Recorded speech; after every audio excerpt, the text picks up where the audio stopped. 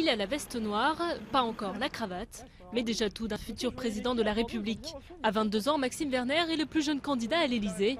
Ni de gauche ni de droite, celui qui se veut avant tout le porte-voix de la jeunesse a un discours bien rodé.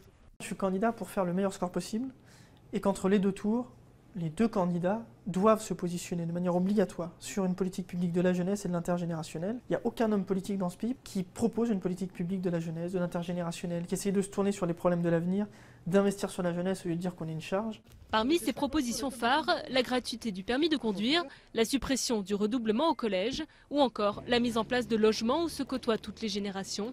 Pour porter ses convictions et tenter de rassembler les 500 parrainages, Maxime Werner a multiplié les déplacements depuis un an avec un budget de 10 000 euros.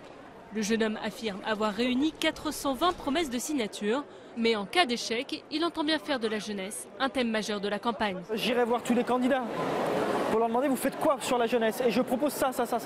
Que reprenez-vous, que faites-vous? Je les pousserai dans leur retranchement.